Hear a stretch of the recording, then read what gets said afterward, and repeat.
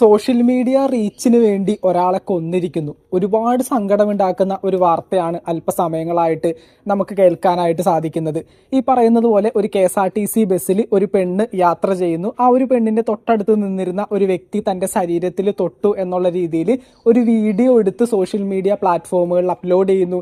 അതിന് ഒരുപാട് വ്യൂസ് കിട്ടുന്നു. ഈ ഒരു വീഡിയോ കണ്ട് മനം നൊന്താണ് ഈ പറയുന്ന വ്യക്തി ആത്മഹത്യ ചെയ്തിരിക്കുന്നത്. കോഴിക്കോട് ഗോവിന്ദപുരം സ്വദേശിയായിട്ടുള്ള ദീപക്കാണ് ഇപ്പോൾ ആത്മഹത്യ ചെയ്തിട്ടുള്ളത്. ഈ ഒരു വ്യക്തി അത്രമാത്രം സങ്കടപ്പെട്ടിട്ടായിരിക്കും ഈ ഒരു ആത്മഹത്യ ചെയ്തത്. കാരണം ഈ ഒരു വീഡിയോ ഈ ഒരു വ്യക്തി ആത്മഹത്യ ചെയ്യുന്നതിന് തൊട്ട് മുമ്പായിട്ട് തന്നെ ഈ പറയുന്ന സോഷ്യൽ മീഡിയയിൽ ഒരുപാട് വ്യൂസും കാര്യങ്ങളൊക്കെ കിട്ടി. സോഷ്യൽ മീഡിയയിൽ ഓരോരോ ഇൻഫ്ലുവൻസേഴ്സിന് ഈ ഒരു വീഡിയോ അയച്ചു കൊടുത്തിട്ട് റിയാക്ട് ചെയ്യാനൊക്കെ പറഞ്ഞിട്ട് ഒരുപാട് പേര് ഈ ഒരു വീഡിയോ പല പല സോഷ്യൽ മീഡിയ പ്ലാറ്റ്ഫോമുകളിലും സ്പ്രെഡ് ചെയ്തിട്ടുണ്ടായിരുന്നു. ഈ ഒരു വീഡിയോ കാണുമ്പോൾ കൃത്യമായിട്ട് മനസ്സിലാക്കാൻ സാധിക്കുന്നൊരു കാര്യം, ഈ ഒരു വ്യക്തി ഇത് അറിഞ്ഞിട്ട് കൂടിയില്ല. അതായത് ഈ ഒരു പെൺകുട്ടിയുടെ ദേഹത്ത് ഈ ഒരു വ്യക്തി അനാവശ്യമായിട്ട് തൊട്ടു എന്ന് പറയുന്ന ഒരു കാര്യം ഈ ഒരു വ്യക്തി ഇത് അറിഞ്ഞിട്ട് കൂടിയില്ല. ഈ ഒരു ദീപക് എന്ന് പറഞ്ഞ ആ ഒരു വ്യക്തി ആ ഒരു മനോഭാവത്തോടു കൂടിയല്ല അവിടെ നിൽക്കുന്നതെന്നും ആ ഒരു ബസ്സിൽ ഇത്തരത്തിലൊരു ചെയ്തി ആ ഒരു പുള്ളിക്കാരന്റെ ഭാഗത്ത് നിന്നുണ്ടായിട്ടില്ല എന്നും കൺഫേംഡ് ആയിട്ട് നമുക്ക് മനസ്സിലാക്കാനായിട്ട് സാധിക്കുന്ന ഒരു കാര്യം തന്നെയാണ്. എന്നിട്ടാണ് ഈ ഒരു പെൺകുട്ടി ഇത്തരത്തിൽ കാണിച്ചുകൊണ്ടിരിക്കുന്നത്. ഈ പറയുന്ന പെൺകുട്ടികൾക്ക് സ്വന്തം ശരീരത്തിൽ അനാവശ്യമായിട്ടൊരു വ്യക്തി തൊട്ട് കഴിഞ്ഞിട്ടുണ്ടെങ്കിൽ അതിനോട് പ്രതികരിക്കാനായിട്ട് എല്ലാവിധ അവകാശങ്ങളും ഉണ്ട്. ലീഗലി മൂവ് ചെയ്യണം, അല്ലെങ്കിൽ അവിടെ വെച്ച് തന്നെ ഈ കാര്യം ചോദിച്ച് തെറ്റാണ് ചെയ്തതെങ്കിൽ കരണമടിച്ച് പൊളിക്കാനായിട്ടുള്ള അതിനുള്ളൊരു മാനസികാവസ്ഥയാണ് എല്ലാ പെൺകുട്ടികളും കാണിക്കേണ്ടത്. ഈ ഒരു പെൺകുട്ടി ഈ ഒരു വീഡിയോ ഷെയർ ചെയ്തപ്പോൾ അതിനോടൊപ്പം പറയുന്നൊരു കാര്യമാണ്, ഈ ഒരു ദീപക് എന്ന് പറയുന്ന ആ ഒരു വ്യക്തി ഈ ഒരു വീഡിയോ റെക്കോർഡ് ചെയ്യുന്നത് കണ്ടിട്ടും ഈ ഒരു പെൺകുട്ടിയുടെ ദേഹത്ത് വീണ്ടും വീണ്ടും സ്പർശിക്കുകയായിരുന്നു എന്ന്. ഇതെന്താണ് ഈ പറയുന്നത്? ഇത്രയും ആ ഒരു വീഡിയോ ഇറങ്ങി ഒട്ടും സഹിക്കാൻ പറ്റാതെ ആത്മഹത്യ ചെയ്യാനായിട്ട് അത്രയും മനം നൊന്ത് ആത്മഹത്യ ചെയ്ത ആ ഒരു വ്യക്തി ഒരു വീഡിയോ റെക്കോർഡ് ചെയ്യുകയാണ്, ഇത് സോഷ്യൽ മീഡിയയിൽ അപ്ലോഡ് ചെയ്യും എന്ന് ഉറപ്പുള്ള രീതിയിൽ ആ ഒരു വീഡിയോ റെക്കോർഡിങ് കണ്ടതിന് ശേഷവും വീണ്ടും അങ്ങനെ സ്പർശിച്ചു എന്ന് പറയുന്നതിൽ എന്തർത്ഥമാണ് ഈ ഒരു പെൺകുട്ടി പറയുന്നത്?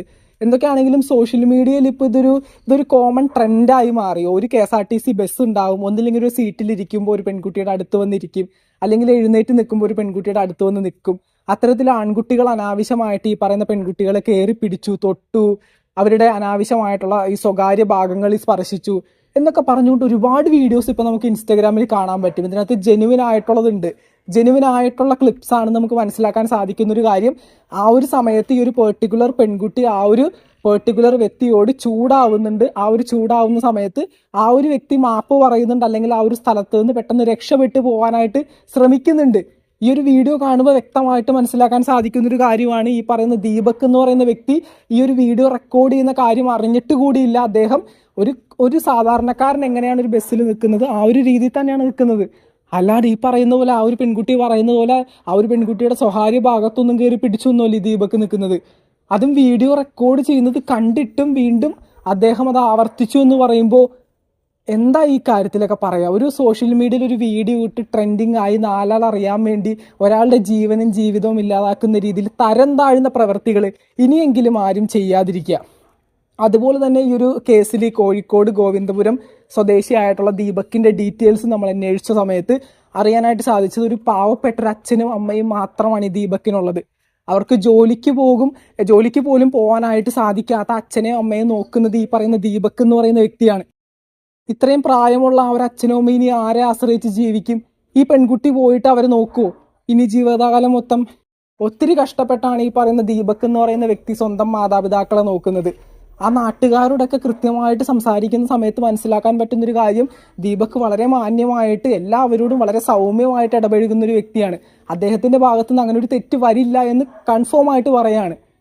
ശരിയാണ്, എല്ലാ പെൺകുട്ടികൾക്കും തൻ്റെ സ്വകാര്യ ഭാഗങ്ങളിൽ മറ്റൊരു വ്യക്തി അനാവശ്യമായിട്ട് സ്പർശിച്ചു കഴിഞ്ഞാൽ അത് എതിർക്കാനും ചോദിക്കാനും ഉള്ള അവകാശമുണ്ട്. പക്ഷെ അങ്ങനെ ചോദ്യം ചെയ്യാനായിട്ട് അതിന് കൃത്യമായിട്ടൊരു മാർഗമുണ്ട്. അത്രയും പേര് യാത്ര ചെയ്യുന്ന ഒരു ബസ്സാണത്. ആ ഒരു ബസ്സിൽ തൻ്റെ ഒപ്പം യാത്ര ചെയ്യുന്ന ഒരു പെൺകുട്ടിക്ക് ഇത്തരത്തിലൊരു മോശം അനുഭവം ഉണ്ടായിട്ടുണ്ടെന്ന് ഒരു പെൺകുട്ടി പറയുന്ന സമയത്ത് കൃത്യമായിട്ട് അത് ചോദ്യം ചെയ്യാനായിട്ട് ആ ഒരു ബസ്സിൻ്റെ അധികൃതരുമുണ്ട്, യാത്ര ചെയ്യുന്ന യാത്രക്കാരുണ്ട്. ഇവരോട് ആരോടും പറയാതെ, അല്ലെങ്കിൽ ആ ഒരു പെൺകുട്ടി പോലും ഈ പറയുന്ന ദീപക് എന്ന് പറയുന്ന വ്യക്തിയുടെ അടുത്ത് ഒന്ന് പോയിട്ട് അത് ചോദിച്ചില്ല, എന്തിനാണ് എൻ്റെ ദേഹത്ത് അങ്ങനെ തൊട്ടതെന്ന്.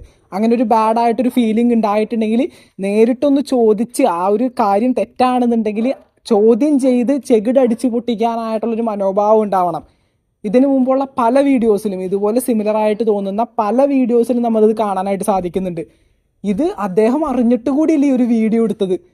ഇത്തരത്തിലൊരു വീഡിയോ എടുത്ത് സോഷ്യൽ മീഡിയയിൽ കൊണ്ടുപോയി അപ്ലോഡ് ചെയ്തു. എന്തോ വലിയ കാര്യം പോലെ ഇതിനകത്ത് മില്യൺസ് ഓഫ് വ്യൂസ് കിട്ടി. ഇത് ഷെയർ ചെയ്ത് പോയി. ഓരോരോ വ്യക്തികൾ ഈ ഒരു വീഡിയോ പല പല ഗ്രൂപ്പുകളിലേക്കും സ്പ്രെഡ് ചെയ്തു. ജീവിക്കാൻ മാർഗമില്ലാഞ്ഞിട്ടാണ് ആ ഒരു വ്യക്തി ആത്മഹത്യ ചെയ്തത്. എത്രമാത്രം സങ്കടപ്പെട്ടായിരിക്കും അദ്ദേഹം ആ ഒരു ജീവൻ ഒടുക്കിയത്. അച്ഛനമ്മമാർ, പ്രായമായിട്ടുള്ള അച്ഛനമ്മമാരുണ്ടായിട്ട് പോലും അവരെങ്ങനെ ജീവിക്കും എന്നുള്ള കാര്യമൊക്കെ കൃത്യമായിട്ട് അദ്ദേഹം തൻ്റെ അവസാന സമയങ്ങളിൽ ഓർത്തിട്ടുണ്ടാവും. പക്ഷേ ജീവിക്കാനായിട്ട് ഒരു നിവൃത്തിയില്ലാത്തത് കൊണ്ടായിരിക്കും ആത്മഹത്യ ചെയ്തത്. എന്ത് മോശമായിട്ടുള്ള പ്രവണതയാണ് ഇപ്പോഴത്തെ ഈ പറയുന്ന പെൺകുട്ടികൾ കാണിച്ചു കൂട്ടുന്നത്. എന്ത് ചെയ്തു കഴിഞ്ഞാലും സോഷ്യൽ മീഡിയയിൽ സപ്പോർട്ട് കിട്ടും, റീച്ച് കിട്ടും, വ്യൂസ് കിട്ടും, കണ്ടന്റ് ഉണ്ടാക്കാൻ പറ്റും എന്നൊക്കെ പറഞ്ഞുകൊണ്ട് ഒരു ഒരു ഒരു ഒരു ദയ പോലും ഇല്ലാതെയാണ് ഒരു പാവപ്പെട്ട ഒരു പയ്യനെ കൊന്നൊടുക്കിയത്.